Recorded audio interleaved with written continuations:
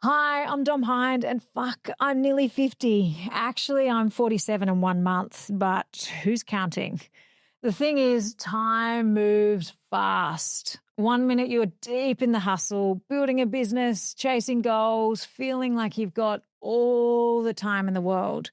And then suddenly you look up and you're here, asking yourself, what's next? That's exactly where I found myself back in 2017. We'd just sold our business, this thing I'd poured years and my heart and soul into. And instead of feeling free, I felt completely lost. Like I'd let go of something massive and wasn't sure who I was without it. And that's when I found today's guest, Shannah Kennedy. I heard her on ABC Radio one night talking about designing your life with intention, and I instantly got in touch with her. Over the years, she's helped me redefine what actually matters, shaping a life plan, getting clear on my values, and making sure I was actually living, not just doing. She was the one who made me stop and think, what do I really want? That's when I realized my core values are health, family happiness, pleasure, adventure, and fun. And now every decision I make, big or small, is about holding true to those values. They are my compass, helping me say yes to the things that align and no to the things that don't. Shannah also gave me two of the biggest lessons I carry with me every day. Tomorrow starts today, because if you want something to change, you have to take action now. And saying yes to this means saying no to that, because every choice is a trade-off, and learning to say no is just as powerful as saying yes. But the thing about Shannah is she doesn't just teach this stuff. She's lived it. She's faced burnout, battled chronic fatigue, and fought depression. She had to rebuild herself from the ground up. And that's why her work isn't just theory, it's real, it's lived, and it's powerful. Now she's helping people rethink midlife, not as the start of slowing down, but as our prime years. So let's get into it, because fuck, I'm nearly 50, and isn't it amazing?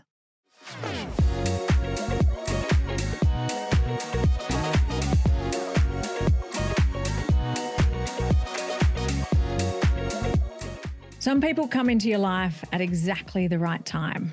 And for me, that person was Shannah Kennedy. She's a master coach, an expert in helping people get clear on what they actually want, and the person who made me stop and think, hang on, what do I want my life to look like? Her work is about intentional living, helping people create a life plan and act that actually aligns with who they are. Because let's be real, this isn't the time that we need to start slowing down. She's now focused on something that so many of us are thinking about: how to make the most of our midlife, the years between 50 and 75. And there's so much more to explore, and Shannah's here to show us how. She knows this firsthand. After years of pushing through and pushing herself to the limit, she hit a wall. Chronic fatigue, burnout, and depression took over, and she had to completely rethink the way that she was living. That's why she teaches the life plan, and not just as tools for success, but as a way to protect your energy, your mental health, and the thing that I love the most, your joy. So today we're talking about life plans, reinvention, and how to step into the next phase of your life with excitement rather than fear. Shannah, welcome to Fuck, I'm Nearly 50. Oh, I'm so excited to be here and actually have this incredible conversation with you, because we've had a lot of great journeys along the way, and now we get to share a lot of it, which is wonderful. It is. It's, I think it is absolutely amazing that, you came into my life in 2017 when I really needed someone to kick me into gear, and you did absolutely that. But before we get into that, how would you introduce yourself in the most Shannah way possible? Well, I am a lover of life. and collecting beautiful moments on this playground called Earth every day. And I just keep my life that simple. So I've been married for 21 years. I've got two kids, 19 and 20. I've been a life coach for 21 years. And so I've heard it all from everyone, male, female, old, young, any gender, any crisis. I've heard everything. And it's just been the most fascinating playground to play in.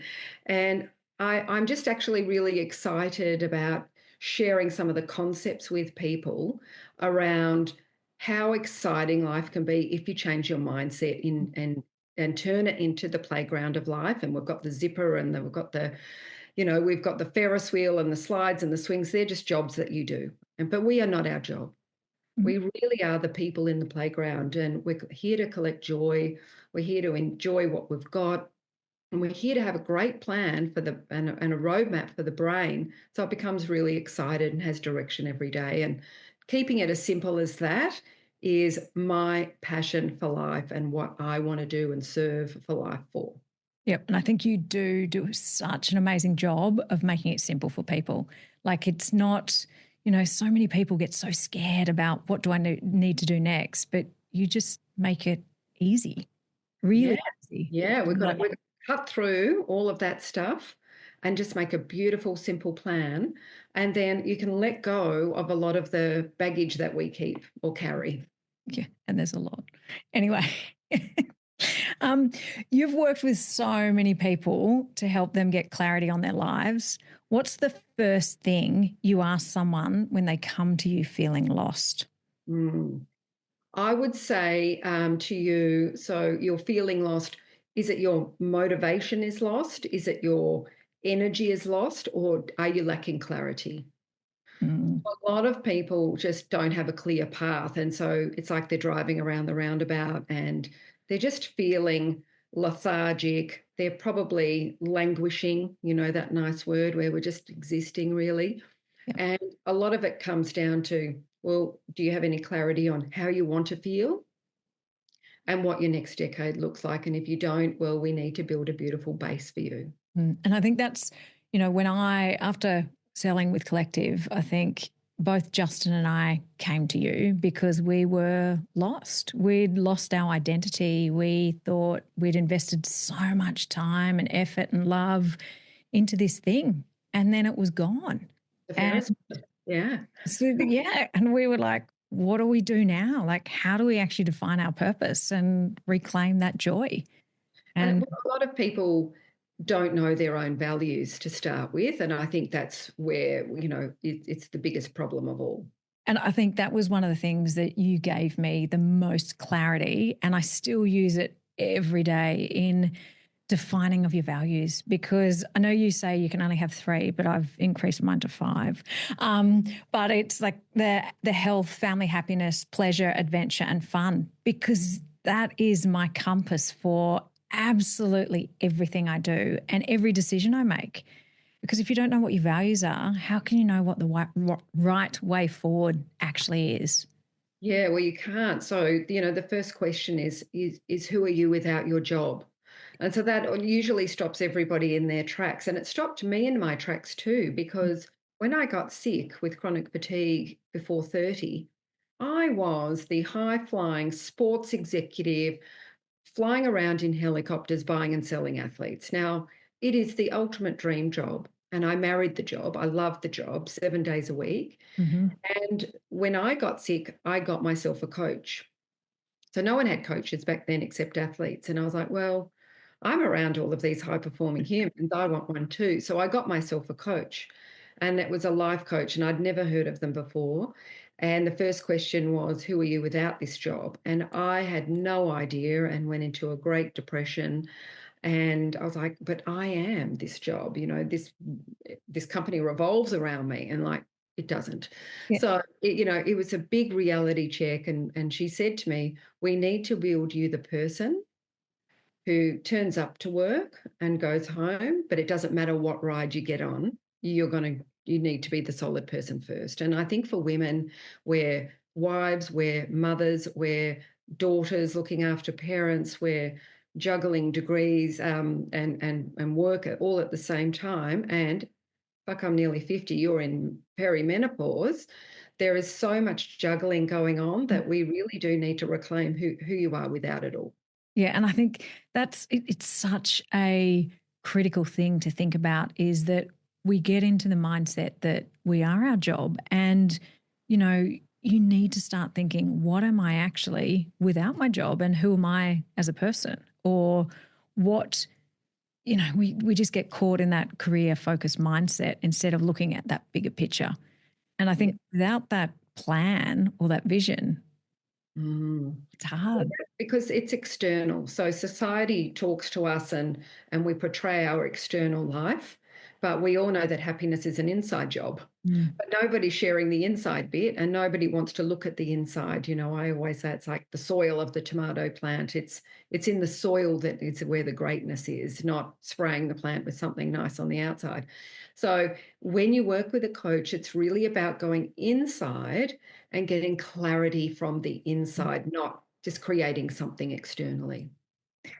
Yep, I definitely agree with that. And what with that, like we did talk about values. Why is defining values, and I mean, I know this because I've done it and I live by it, but why is it so important for people to actually understand what their values are and their core for making those decisions?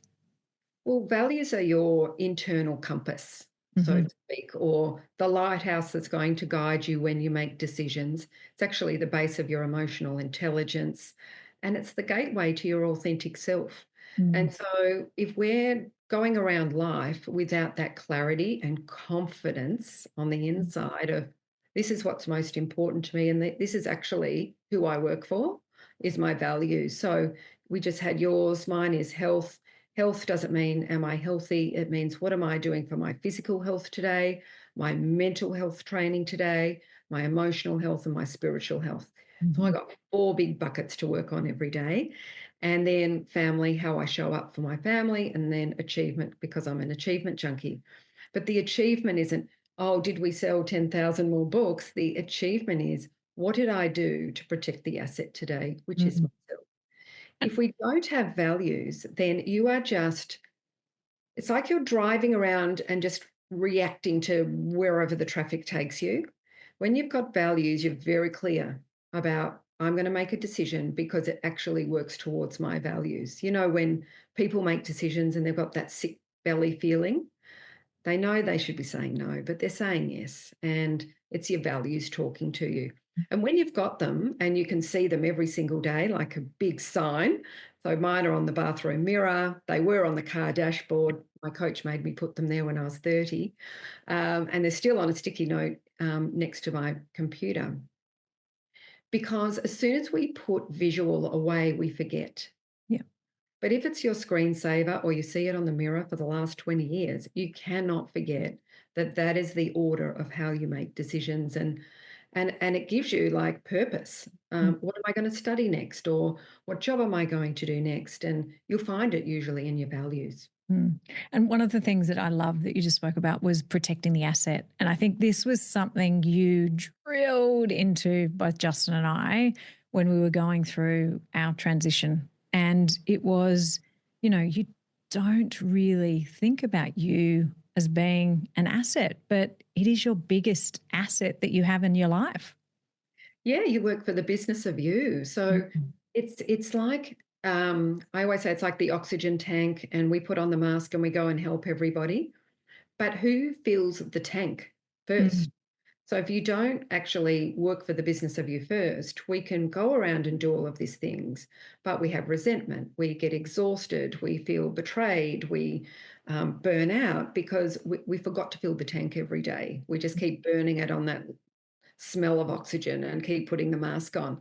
So when we fall in love with self, and we build that beautiful relationship of care, like you would care for your best friend or care for the tomato plant that's feeding your whole family, does become quite simple and joyful and fun because you're doing it in the right order. And Mm. the asset is you, and no one is going to care for you as much as you can care for yourself. And I think that is a big thing. We like so many people look for external validation or that external way of making sure that they're protected, but it has to be you. Like it has to be you doing it. Yeah, no one's going to do it for you. No. And that's where we get really resentful, especially women. Yeah. It's like, why Yep. is the husband lying on the couch watching sport all day? Well, that's his meditation. He's filling his oxygen tank. Mm, What are you doing that brings you joy, that fills your tank? And no one's going to schedule that for you, no, except for yourself. No one's going to say, hey, I think you need a massage, or yeah, why don't you go to that breathwork class, or why don't you do some painting? They're not going to do that. no. So we really need to step into our power and give ourselves permission as not selfish, but coming into our best, amazing selves. Yeah. And I think that the thing that we do need to remind ourselves is, what is that is sparking that joy? And how can we make sure that it's part of every day? It can't Yeah. just be once every so often. It has to be every day. Or you don't water the tomato plant once a month. You have to be every day, right? So finding things that give you joy, or finding the joy in things that are in your situation at the moment, or the colorful lens rather than the black and white lens, especially as you go through midlife, where everything is changing around you and you are in a big washing machine and you need to let go of a lot of things in order to become the new you. We if you're not doing it with some beautiful color balloons in your brain going, I'm going to let that one go and bring that one in and make it fun, Mm. it's a very daunting time of life to get to navigate. Yeah, I agree. Which is, one of the things when we spoke last, you were telling me how you've changed a little bit of your coaching focus to be really focused on that midlife, the 50 to 75. And, it really can be, well, I'm really hoping it can be the best years of our lives. Why do you think we've been conditioned to see this phase as winding down instead of stepping into something bigger? I think because in generations past, you retired at 60, you were deceased by 70. So you got your golden handshake and you left and you passed away. What's happened over the years is we're living a lot longer. So we're living into our mid 90s now. We've got incredible pharmaceutical companies keeping us alive. So if you retire at 60, that's 35 years of playing Mm, golf. It's like too boring. We also need to want to work on our health a lot more, so that our 80s and 90s are the best they can be. So once you hit 50, it's about taking control and saying, how do I want to prepare my second act in life? And mm, it's a time of reinvention. It's a time of excitement. It's the chrysalis, Chip Conley calls it the yep. chrysalis, which is you've been a caterpillar up until now, just accumulating and doing and doing and doing. Midlife means pause, menopause, pause. Mhm. We go into the chrysalis, we let go of a lot of that mentality of achievement junkie and proving ourselves, and we come out the butterfly, bigger, better version of ourselves. So the narrative is really changing to, it's called the lifestyle era, where we actually keep working until we're 75 because we've still got another 20 years to go. Yeah. So thinking about what do you want that second act before the third act to look like, where we're freer, we've learnt a lot of hard lessons, we're financially in a good position, we can focus a bit more on our health and our hobbies and our joy activities. Yeah. But it does need a plan. Otherwise, we just carry on being the caterpillar.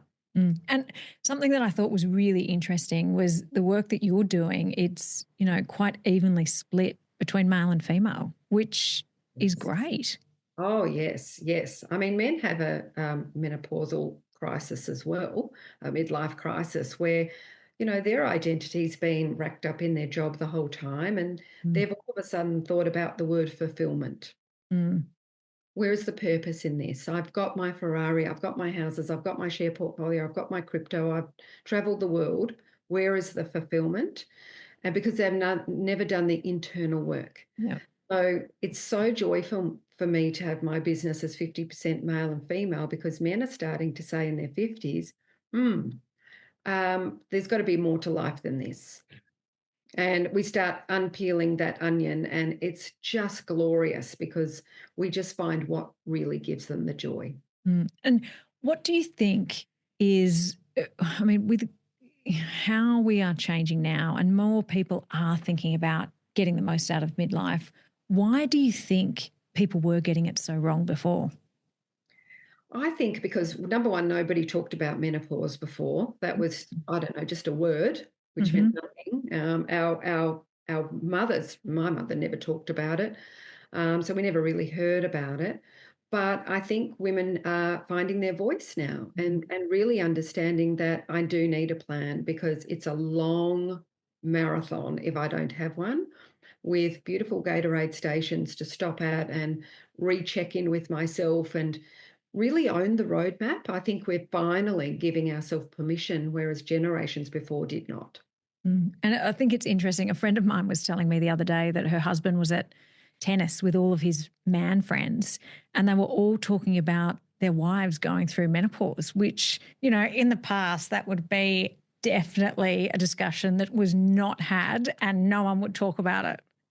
I know. I flick my husband podcasts all the time.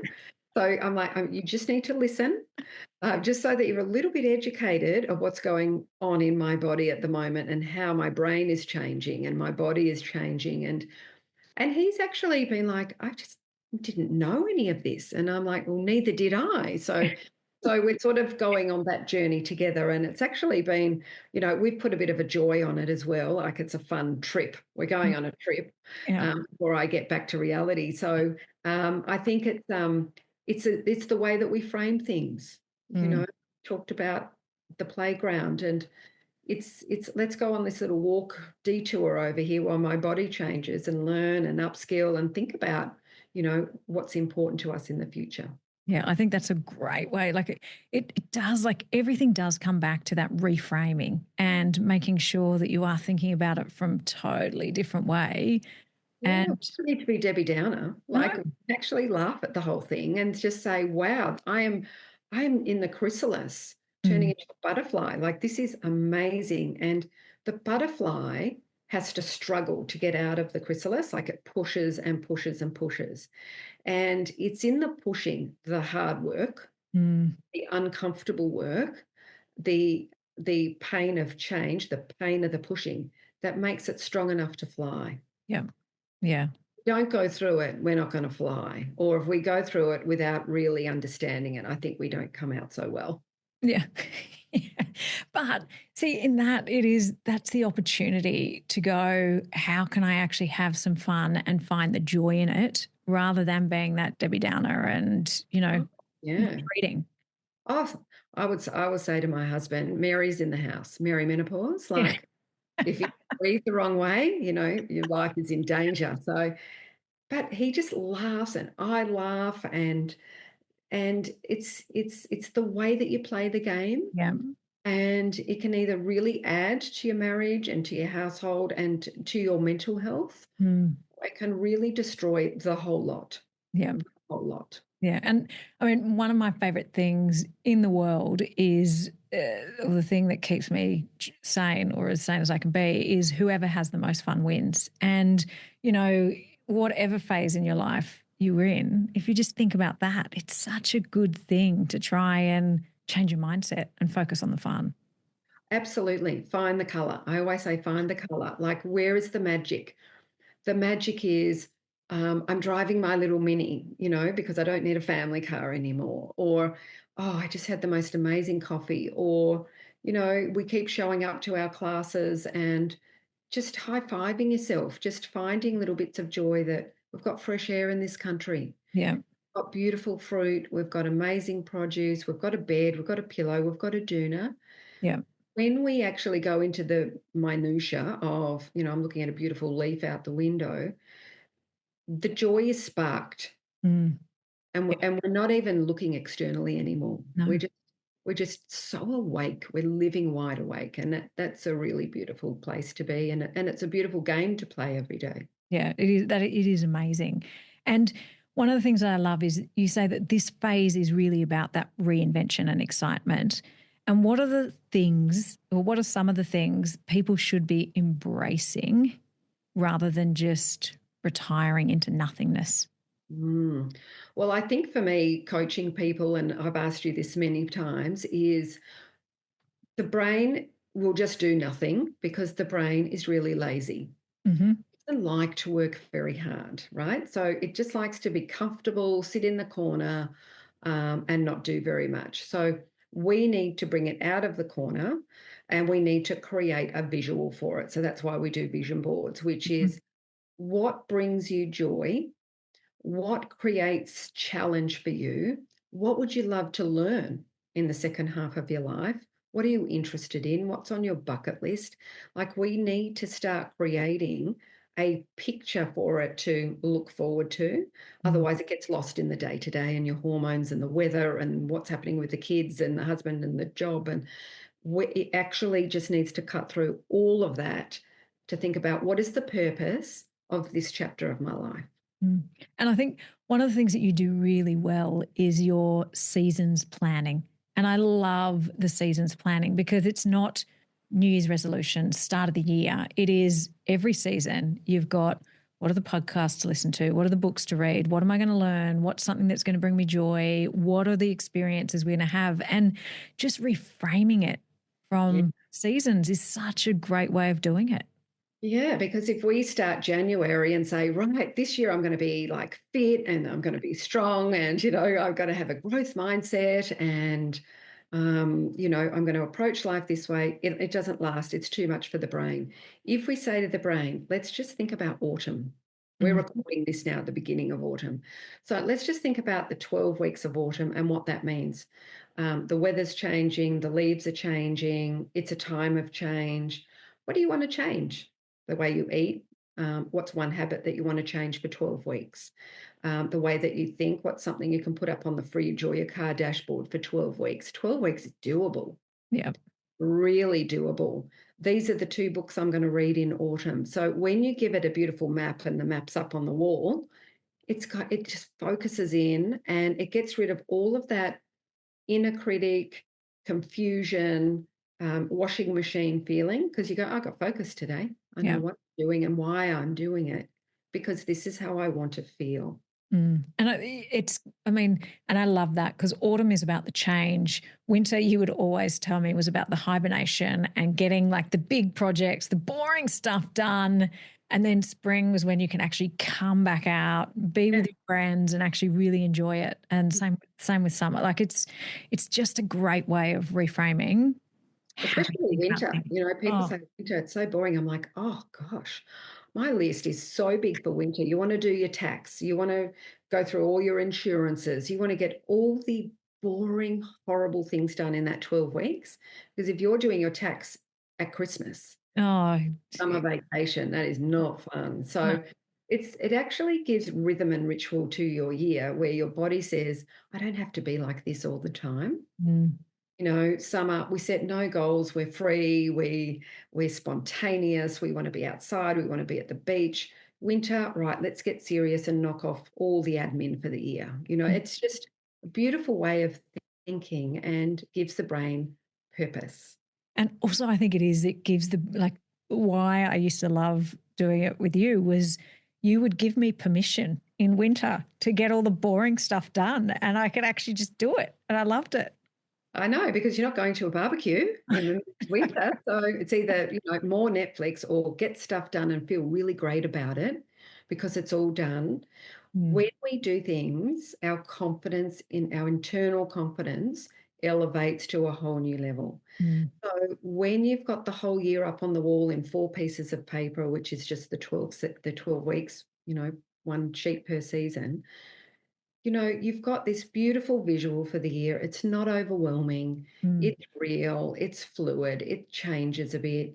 And it acts as a blueprint then for the next year. So I look at last autumn and the autumn before and the autumn before. And I'm like, oh, I listened to that podcast. I remember that book. Oh, that was really good. And these were my affirmations and these were my goals and these were my habits.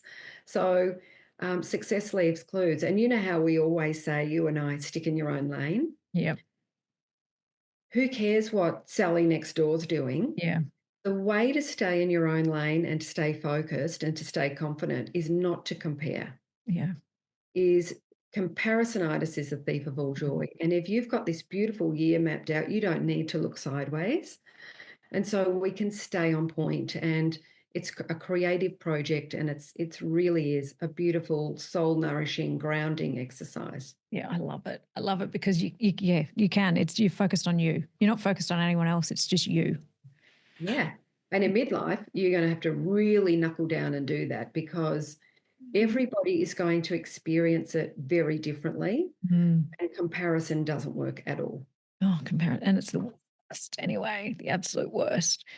Mm. Okay, one of the things that I loved with you was in that planning was you taught me to focus on the big milestones with my kids and to make the most of our travel time together. So I think you would always say, work out in your 25-year plan what year they'll be in at school, when their HSC is coming, when their big years that they can't actually do anything is, and actually plan all the trips that you want to go on, the safaris, whatever you wanted. Why is this so important? And what advice do you give the parents about being truly present? Mm. Well, I can very much clearly say, as my kids are 19 and 20 now, that it worked. Yeah.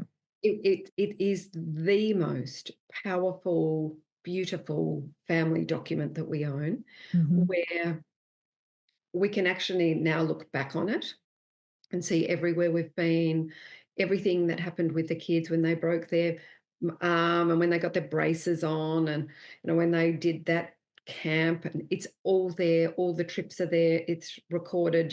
How our careers unfolded. So it acts as a document to say, let's look at the map moving forward for the next 20 years. So mine now goes till I'm 74 because I'm 54. So I'm so excited that there's all these blank boxes that I can start populating with ideas and dreams and goals. But once you've even done 20 years and you look back, you go, wow, we have had a great life. And sometimes it doesn't feel like it, right? But Mm-hmm. when you see it written, you say, actually, we're rock stars. It's been Yeah. incredible. So I think planning is crucial. There's 3 stages. One is having a baby to getting them to school. Yeah. Stage 1, you're not going to do too much. Primary school years, what do we want to solidify as a family and what life experiences do we want? And then the secondary school years. We know that a lot of the girls and boys will be going through puberty at the same time that we're going through menopause.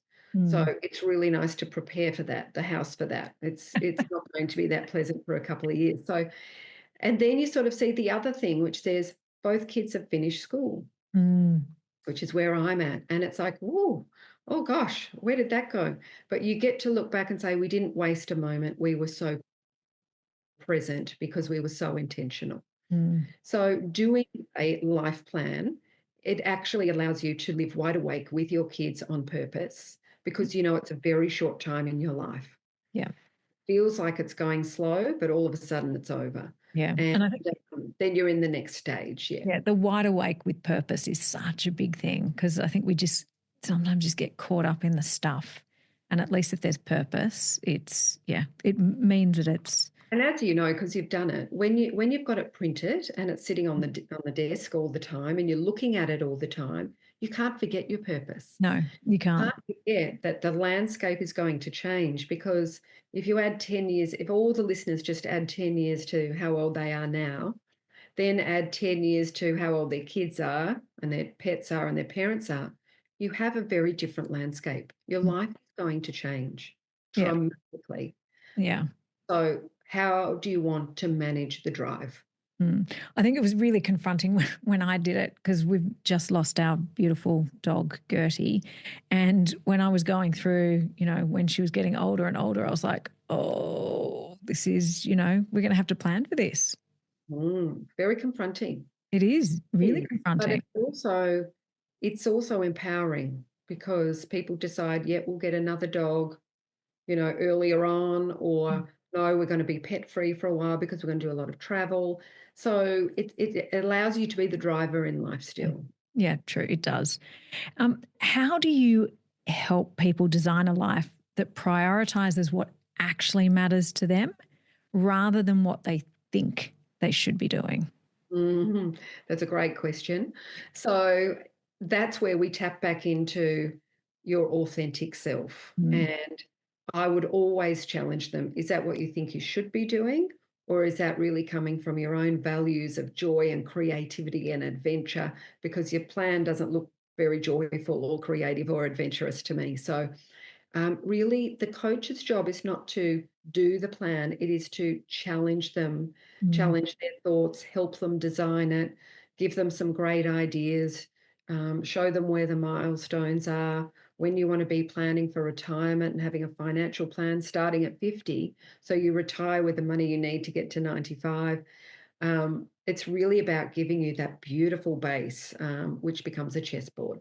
And I love that even now, just to be able to go, okay, so many people do not think about what they need when they do retire. It's like, you've still got time. You can still make the plan today and still be Mhm. happy and And it's comfortable. about having the visual. So, if you think about yourself in 20 years or my 74-year-old self, well, I do want to be having massage. I want the naturopath. I want the acupuncture. I want to go to the gym. I might have a PT, personal trainer. These are kind of holidays I want to have finished, all my hiking of Camino and everything. And I'll be a bit more leisurely. But there's purpose. There's Yeah. purpose in why we're saving today, what for, because I know what I will want in the future. Yeah. And even that just reminded me, and it still rings true in my head every time I have like a chocolate bullet, which is my one weakness. I'm Right. always going, yeah, I'm always going, you're in my head saying, what would your 80-year-old self say? What would your 80-year-old body say when I eat this? I'm like, just, She's probably saying, enjoy it, yeah. enjoy it. Yeah. But the days that you don't feel like going to exercise or you don't feel like going for a walk, when you think about your 20-year-old self, she is calling you and saying, can you just show up? Yeah. Show up even though you don't feel like it. You might not do a great workout, but can you just show up? Yeah. And it's so powerful when we've done that kind of inner work that you carry it around forever. Yeah. And it And is the yeah, only workout or the only thing that you don't regret is the one that you didn't do. So it's better off doing it. yeah. And midlife is we maybe need to change the plan. So you Mm. might have been a huge runner. You might go, okay, well, how long do I want to run for before it starts really costing me? I might change that to weights, yoga, Pilates, and Yeah. for the second act in my life, Mm. because that's going to be much better for me as a 75-year-old. Yeah, absolutely. For someone who thinks or feels that time is slipping away, what's one thing they can do today to start making the most of their lives? I think the first thing to do would be to go to the mirror and become friends with yourself and ask yourself, or tell yourself you've got time. Mm, Got time. Time slips away when you're not living on purpose and you're not living wide awake. It slips by super fast. mm, You're awake and you're on plan and you're ticking things off and you're challenging yourself and you've got clarity and direction and purpose every day. It doesn't go as fast. mm, It actually has fulfillment and meaning to it and depth to it. So every day is an incredible play date on the planet, and you go to bed with that mentality going over what you did that day. If you don't have that, the day will slip by, you'll mm. go to bed exhausted, and you wake up and repeat tomorrow. So there's nothing for the brain to hold on to. No, I think that is it. It is, that's a great way of thinking about it and making sure that it does, that they do it. I do think, though, that so many people cannot actually have that look in the mirror. I think they get probably so uncomfortable with looking at themselves in the eyes and actually starting thinking or having that conversation with them. Yes, because you're looking at your best friend, which is yourself that you've probably ignored for a very long time. Mm, So, Mel Robbins often talks about mirror work and high-fiving yourself. But think about your life in decades. And, your first decade, you loved the mirror. You were dancing in front of the mirror. You were kissing the mirror or, high-fiving the mirror. And you didn't have lots of friends when you were 5. you were your own best friend, and then eventually we keep moving away. Midlife is really the opportunity to come back and to go, okay, what did I learn out of my first decade, my second decade, my third decade, my fourth decade? I'm in my fifth. What's my intention for this fifth decade? A lot of knowledge now. People have read a lot of books. We can listen to audiobooks, podcasts. We're getting experts in all the time now. It's just such a great, exciting time to be alive because we have access to so much information. Yeah. So much. So much, Too much even. Yeah, too much. We can listen. If you pick a topic, you can go the best, you can hear the best in the world. So it is such an exciting time to be alive and to look at the tapas menu out there and be really intentional with what you want your 50s to be about. Yeah. So you've helped so many people transition from one phase to the next phase. What's the hardest part for people for them letting go of an old identity? Mm. The hardest part is not having thought about the new one. So if you can't visualize a butterfly, it's hard for the caterpillar to let go. It's Yeah. like if you haven't got the plan, it's impossible to let go because it's all you know. Mm. So I think the hardest thing to let go of is the stories that you told yourself Yeah. all the way through.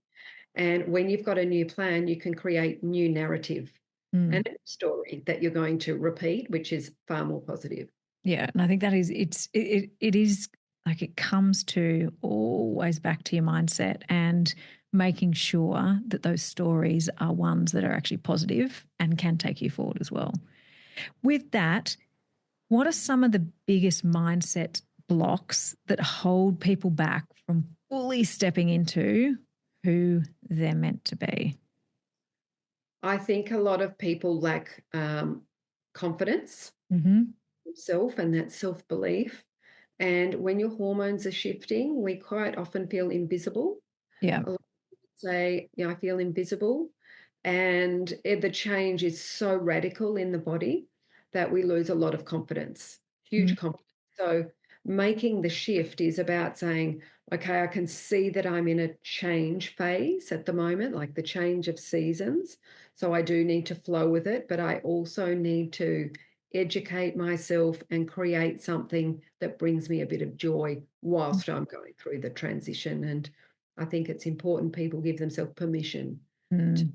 to do some work on themselves. Yeah, I do think as well, so many people still worry about what other people think. And it's just like, no one actually cares about you. They're so worried about themselves that it doesn't matter. Well, as I said to you many times, who is thinking about you at the moment and who is thinking about me while they're sitting at Yeah. home or at work? No one. I'm No. pretty sure no one's thinking about me right now.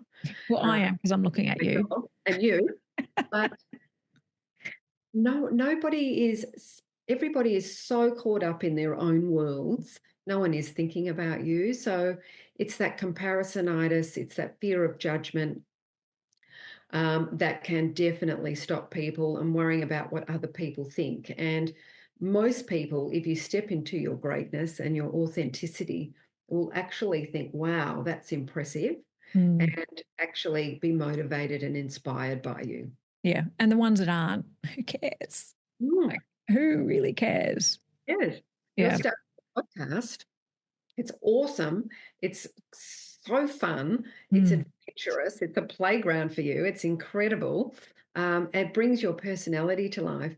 And if other people are judging that, well, they don't need to listen. Who cares? Oh, I actually don't care. Like they can go back to their own drama that they're creating, I'm sure. Um, if someone feels stuck, what do they need to do to try and just shift? But if they're scared of not knowing where they're starting, what's the first step for them to actually try and make that change? I always say, what is the small Mm. action you can take today to create change? Now that can be tiny, like I'm going to drop one coffee, but start creating change. Yeah. So nothing changes if nothing changes. We need to take an action. So I always say, what action, after speaking with me, do you want to take to kickstart that new that new you. Yeah. Just one action, Mm. because I never make bold change and never ask my clients to make bold change. It's always, what do you want to stop doing that's not serving you? So caterpillar, get rid of. What do you want to start doing serving you, which is like the butterfly? Mm. So what is the action that you would love to take after listening to this podcast, for example? Just one action that you can write down, put on the fridge, sticky note somewhere, that creates momentum. Yeah. And I think it is like it's coming back to just knowing it doesn't have to be a massive thing. It can just be that one coffee, which wouldn't be for me, but it could be, that one walk or that one workout or even Or that. it could be brushing your teeth straight after dinner so you don't eat bullets on the couch. Like one action that you think is powerful. That's what I did after lockdown. After COVID, I was like, I like chocolate bullets too, like especially the raspberry ones. And I thought after dinner, I always want something. So what action could I take? And it was, if I brush my teeth after dinner every night Mhm. that I'm home, every night, that is going to save me a whole lot of heartache. Oh, yeah. Because I'm not going to beat myself up for having chocolate on the couch, and I brush my teeth, it's all over and the brain's shut.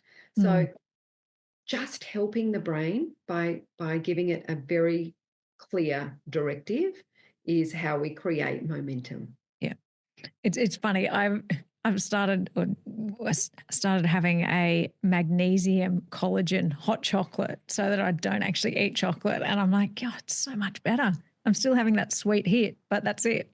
Yeah, great. But I Mm. still have my bullets during the Yeah. day, not after dinner. Um, you've worked with so many high performers, athletes, CEOs. What's the one thing they all have in common when it comes to designing their life? Mhm. Lack of clarity. Mm. Mm. And the clarity sometimes doesn't come from words, it comes from pictures. Mm. So if they show me, I get them to do a bit of a vision board and they put pictures up and they're not sure really why, but they like them. Then we can unpack, what do you love about that picture? Like, you've got a guy in the forest. Oh, I like that picture, but what is it? Do you like fresh air? Do you like nature? Do you like hiking? Um, do you want to walk the world? What kind of holidays do you want? So if they can show me even a picture of something that's appealing, we can create story and clarity around that. Whereas if they're trying to verbalize, sometimes it's quite difficult. The other thing is, when people type all of their answers to me, they often type different to what they can speak. Mm. They can be a lot more broad with their answers. Different language even comes out than the language that they speak. So there's lots of different ways that I can help them. Yeah. And I think that was one of the things, like I always would be like, "Oh, why do I have to do this? The vision boards." But when you go through your ridiculous stack of magazines that you had, it was great because you could actually visualize and go, oh, yeah, I actually would like to go there. Or, oh, yeah, I do love being at the beach and I love the sand between my toes and it grounds me. And it's a great way of just bringing it to life. And it's a reminder. So, I've got the girl on there on the Pilates bed, and it reminds me, she didn't get a body like that by sitting on the couch. Like, go to Pilates. And then I've got the picture of the really old couple, lots of wrinkles, few teeth missing, laughing. And I'm like, find the joy. Yeah. Don't take things so seriously. So when I look at the pictures, I look at Roger Federer picture and he reminds me to breathe. And Matthew McConaughey picture reminds me to, my role model is my 10-year older version of myself, which was part of his Oscar speech. I never forget anything because it's all visually in front of me on a vision board. Mm. And what happens when people say, I don't have the time or I'm too busy to actually spend the time on me? Oh, that's okay. Then you're not important. Yeah. which, which, when it comes back to, protect the asset, the company of you, all of that stuff, it literally is, yeah, it's It's not not important important. to them. So I always say, if it's important to you, you'll make it happen.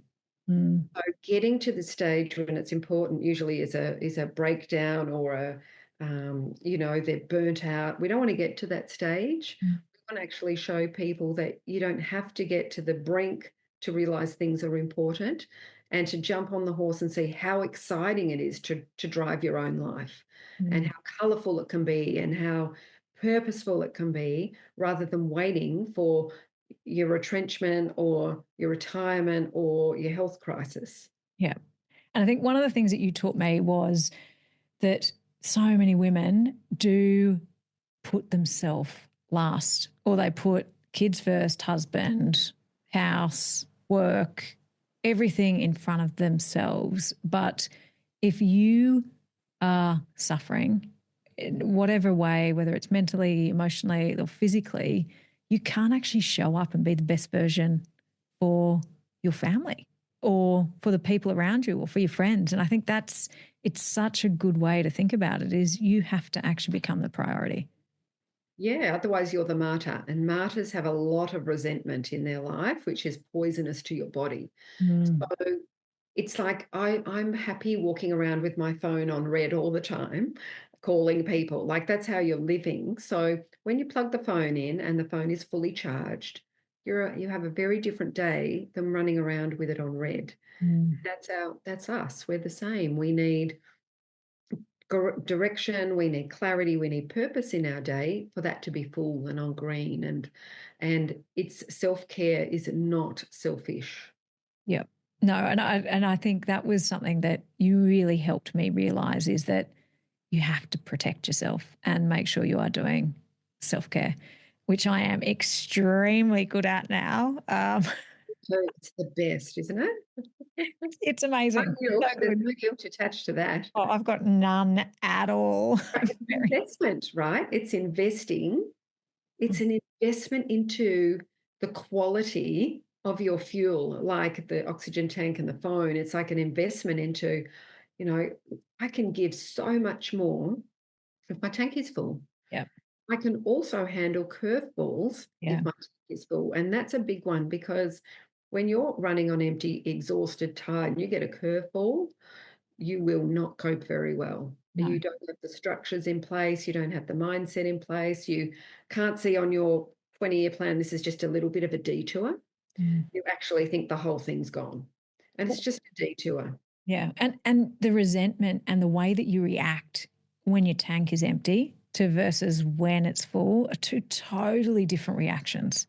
Yeah, yeah, completely. So we lose all perspective instantly, or we keep perspective and we deal with what's happening. So it all depends on how much work you've done on yourself as to how you handle the curveball. Mm. And if you had to give one piece of advice to someone about to hit their midlife, what would it be? I think it would be if you had a month now of unlimited resources, Mm. unlimited, what would you do? Wow, that's a good one. Yeah, it's a blank piece of paper. What would you create for your month ahead if you had no responsibilities and you were free with unlimited resources and scared yourself? Wow. That is where the color is. Mm. And that's a good one too, because it's everything. It is getting you to think about everything. It's, if you could go travel, if you could go be with your friends, if you could go experiences. Something that you think you can't study because you don't have time, or you might start growing vegetable. Might start making your own candles. Like it doesn't matter what it is. It doesn't have to be big, Yeah. but giving yourself permission and seeing it on a piece of paper written down is the power. Yeah. Yep. Start your own podcast. Let's get out of your head and onto paper. Mm. Okay. Okay. That's a great, I'm actually going to go and do that now. Well, not now, but Yeah.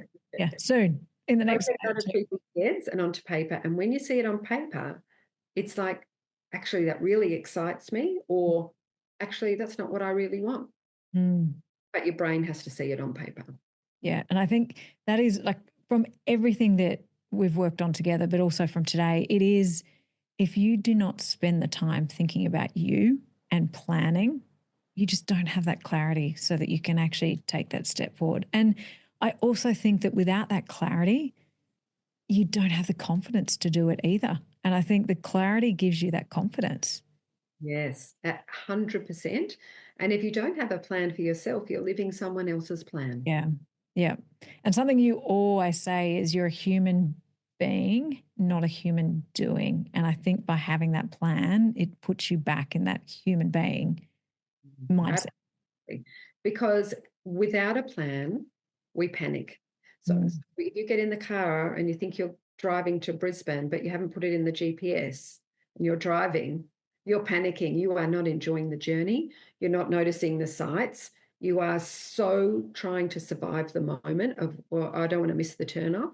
mm, If you plugged it all into the GPS, you would relax, you would enjoy the view, you would sit back and enjoy the drive, you would take things in, you would be checking in on the GPS all the time. Life would be very awake and different. It's yeah. exactly the same. So when we do the plan, it's a GPS map that you can change Yeah. and you can detour, but you can relax. You Yeah. can enjoy your life because you know that you're not going to have regrets. Yeah. And I do think like any of the systems, the process, it does, some people feel restricted by it, but I think it gives you freedom because you know what you're doing. Oh, huge freedom because imagine if you're driving along and you've got your GPS and you go, actually, I just want to stop here. Or Mm, actually, that's not on the GPS, that's Strawberry Farm, but let's go there. And you just pivot and you just detour. But if you're so busy trying to survive and concentrate on where you're going, you'll miss all of that anyway. yeah. So people think I'm more spontaneous without a plan, but I can tell you after coaching 1,000 people over my 21 years, that the people who have done the plan are far more spontaneous and confident, joyful. Yeah, I can absolutely agree with that. That the before you versus the after you, it's two totally different things. And it has given me that clarity and also the confidence that I can actually do what I want, but know that everything else will get done too. Everything will get done. It all works out in the long run. Always. Okay, as always, I absolutely love talking to you, and you do give me so much clarity in what I should be doing, and also me pushing others to try and get that clarity. Covered everything from life plans, midlife, values, purpose, and how to stop just existing and living. But before we wrap up, I've got one last question for you. If I could try one thing before I hit 50, something fun, bold, something that shakes me out of autopilot, what should it be? That's such a tough question. Well, I think you're actually doing it right now with your podcast because it is fun, it is bold, it's going to shake you up, and you're going to learn things and you're going to get out of autopilot by doing this. So I think you're already doing it. For everybody else, it's what's the one thing that you would do that frightens the daylights out of you? Yeah. Whether it's just do it, just try it, just jump, just have a go. Who cares if we fail, succeed, or somewhere in between? We're going to become better people for just trying. Yep, I agree. Like you've just got to try. That's my favorite thing is just, well, I don't say try. I always just say have a crack. Pretty big and bold. You know, I just tried paint by numbers and I'm addicted because I need it to look perfect. But I feel really creative and it's colorful and it's mindful. And I'm like, oh my God, this painting looks amazing on the wall that I painted, but it was paint by numbers. But, you know, it's filling up my soul and it's my office is full of amazing pictures and it's great. It doesn't have to be scary, No. but just try something. Yeah. Have a Yeah. go and see if you like it. Yep. Yep. Absolutely have a crack. That is, I love it. Love it. Okay. Thank you. Thank you. Thank you for sharing your wisdom, your journey, and all the practical ways that we can start stepping into midlife with the joy. Like, I just love the joy rather than the fear. And if there's one thing that I'm taking from this, it's that midlife is definitely not about slowing down, and it's about choosing how you want to live and making sure that you plan and have that clarity so you've got the confidence to do it. And if you love this conversation, make sure you check out all of Shannah's work. It's It's amazing. I've got all of her books. I've listened to all of them. I prefer to listen rather than read, but I've listened to them all. They're all amazing. And every time I read them, I take something out of them. So all the links will be in the show notes. And if you're feeling stuck, you're looking for clarity, or you just want to start designing a life that actually excites you, then she's the best person to help guide you through that. And you're amazing. So thank you. You changed my life in a point of time where I definitely needed someone to give me that push. So I can't thank you enough. Amazing. Thank you. And it's great to share all of this with everyone, because you know what? We've got to find the joy and every day, because we are all really lucky. We are all living a fantastic life, and our hormones and our mindset and things get on top of us. But we need to flick the switch and find it as a bit of a fun adventure that we're on, especially in midlife, where we can change and become the butterfly, and it's going to be the best second act ever. Yeah. And I love this second act, because we've been programmed so much for the first act that the second act is something that we've got the freedom to be able to do what we want. Yes, the first act is all society-based. Grow up, go to uni, get married, have kids, get your career, pay off your house, go on all the holidays. Second act, there's no tick list. You have to create your own. And that's why people get very lost. So it's the time for people to take action, get a coach, read books, get the pen and paper out, and create a beautiful plan, because one does not exist for life after 50. You need to create it. I always enjoy talking to you. It's been amazing. And before we go, if anyone wants to take on something that scares you, or even just something that, take a small step to do something different, you should definitely give it a go. See how you feel. Let me know, because we're nearly 50, and isn't it amazing?